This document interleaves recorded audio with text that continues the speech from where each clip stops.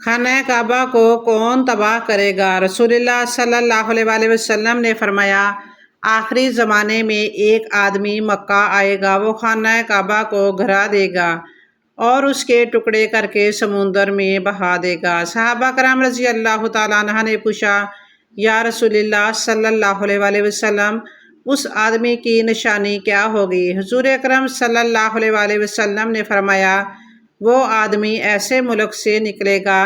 بسم اللہ الرحمن الرحیم۔ محترم ناظرین، خانہ کعبہ مکہ مکرمہ کے ایک نشیبی علاقے میں واقع ہے، جہاں پرانے زمانے میں بارش اور سیلاب کا پانی جمع ہو جایا کرتا تھا۔ اس سے اس کی دیواروں اور اندرونی حصہ کو کافی نقصان پہنچتا تھا۔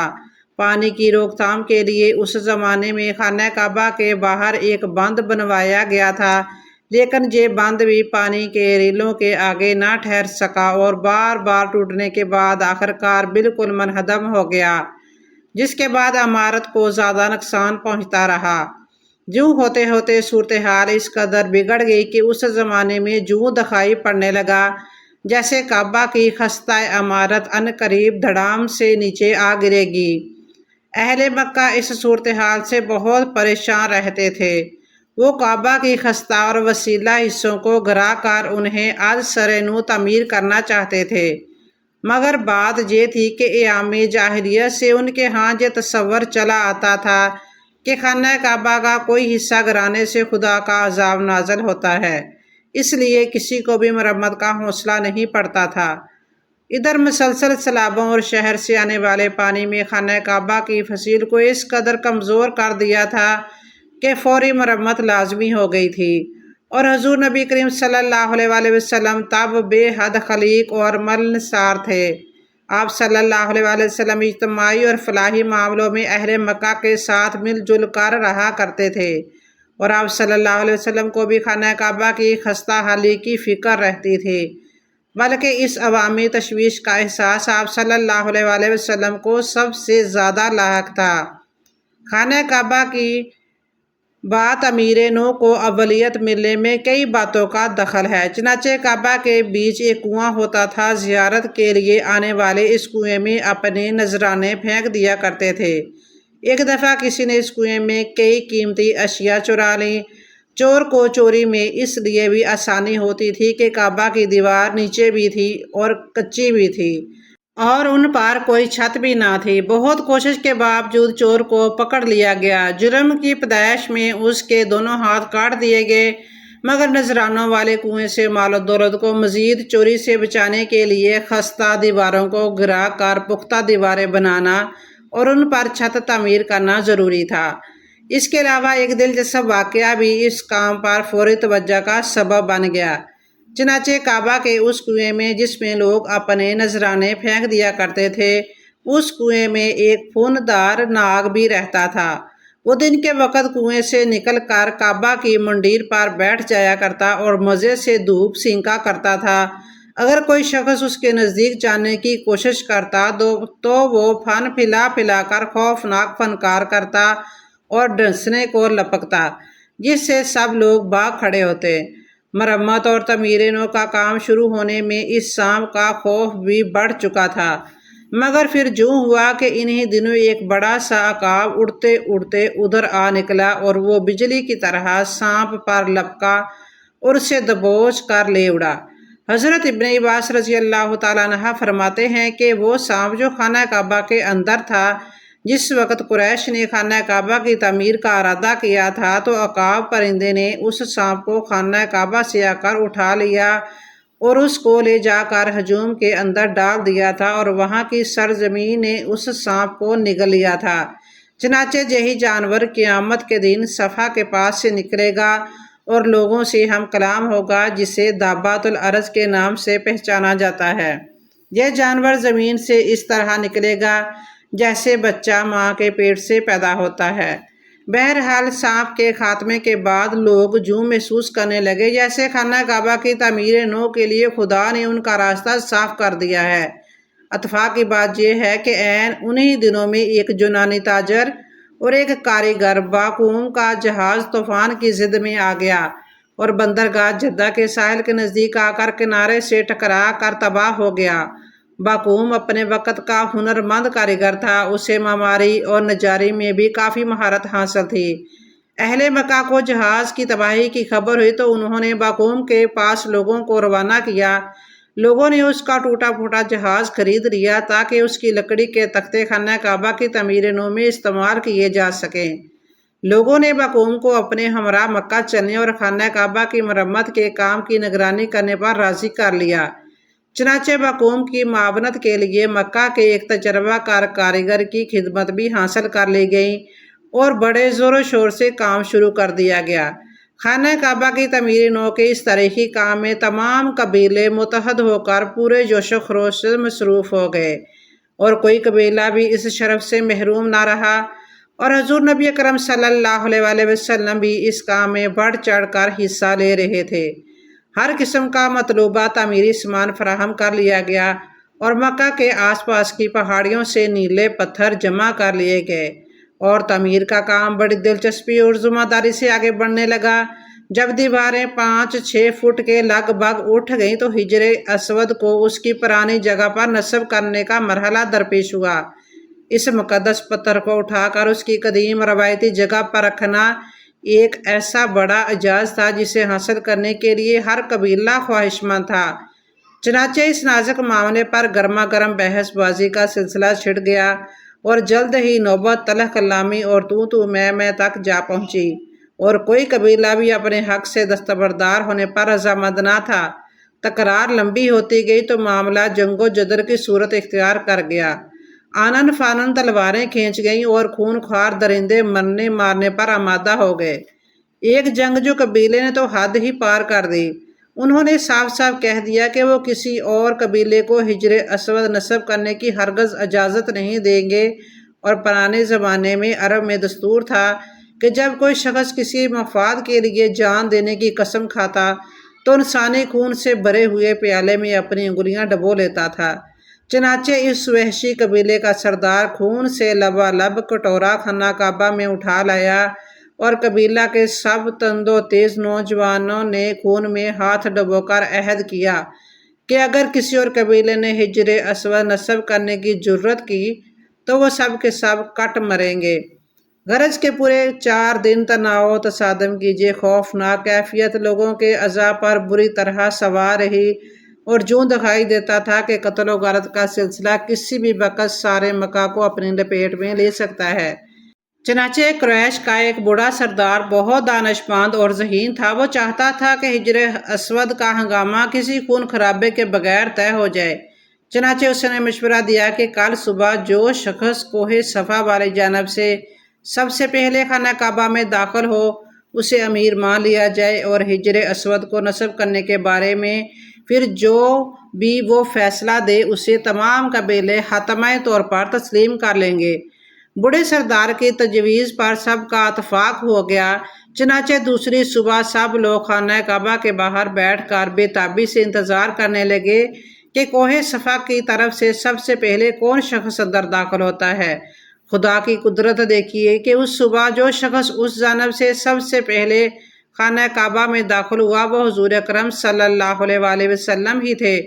حضور اکرم صلی اللہ علیہ وآلہ وسلم کا احترام تو سب ہی کرتے تھے، بلکہ جہاں تک کہ اصل نام پکارنے کی بجائے آپ صلی اللہ علیہ وآلہ وسلم کو لوگ احتراماً صادق و امین کے معجز ترین ناموں سے پکارتے تھے۔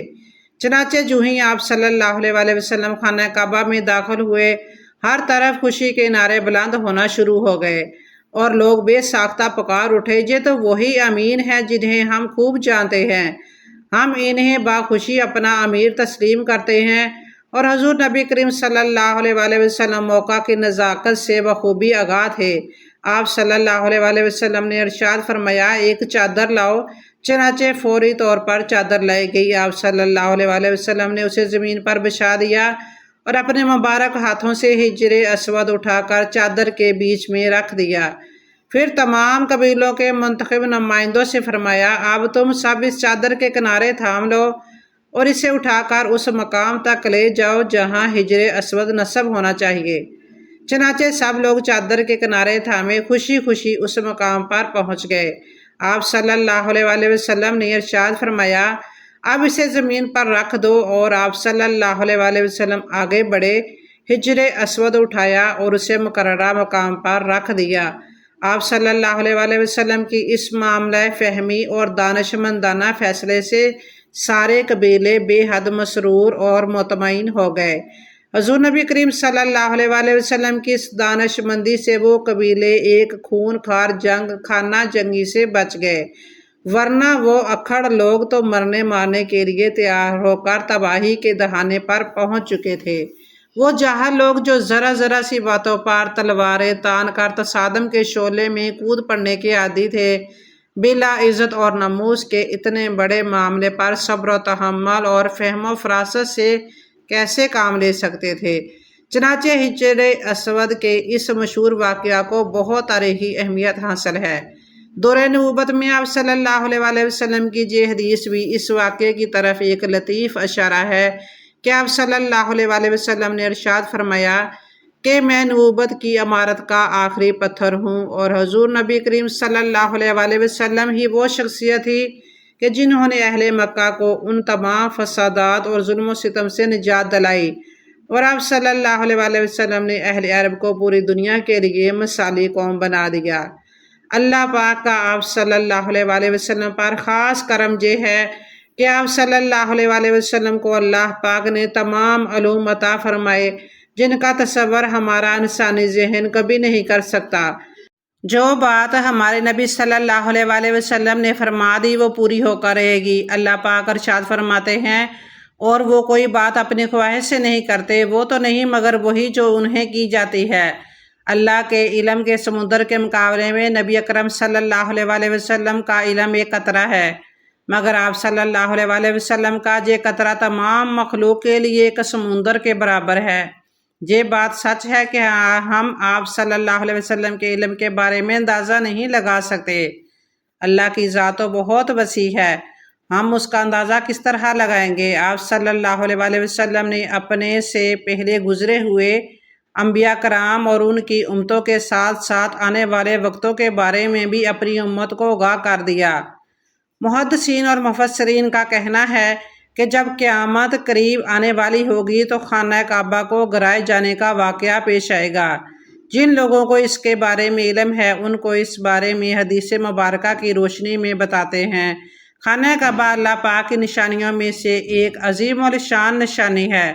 جب تک کعبہ قائم ہے اس وقت تک دنیا بھی قائم و دائم رہے گی۔ جب خانہ کعبہ کو گرایا جائے گا تب قیامت رونما ہوگی، جب قیامت قریب آئے گی۔ رسول اللہ صلی اللہ علیہ وسلم نے اس کمینے حبشی کے بارے میں فرمایا آخری زمانے میں ایک آدمی مکہ آئے گا، وہ خانہ کعبہ کو گرا دے گا۔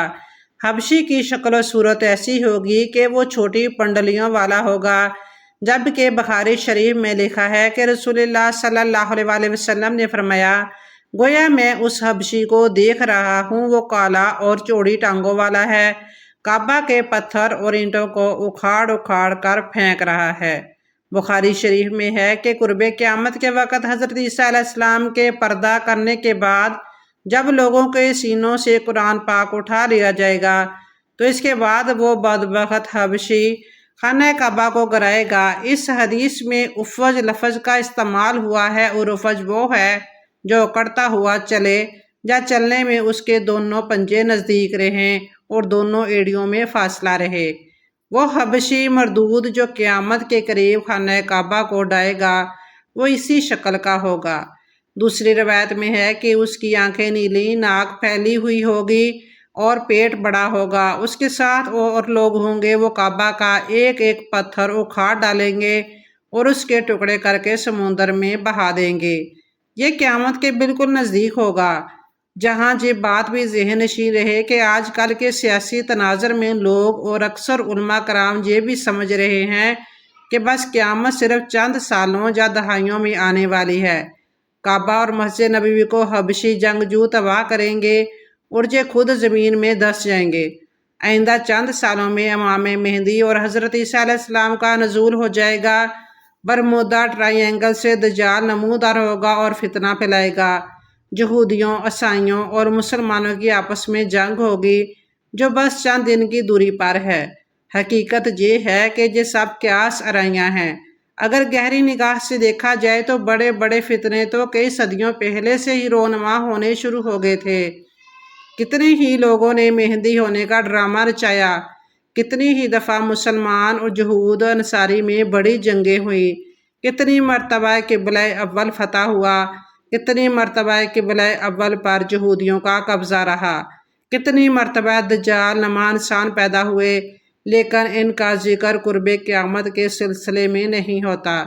صرف 20ویں اور 21ویں صدی کے سیاسی معاملات و واقعات کو ہی قرب قیامت سمجھ لیا جانے لگا ہے، جبکہ نبی کریم صلی اللہ علیہ وسلم کے ایک فرمان کے مطابق آپ صلی اللہ علیہ وسلم کی وفات کے بعد کا سارا زمانہ قرب قیامت ہی ہے۔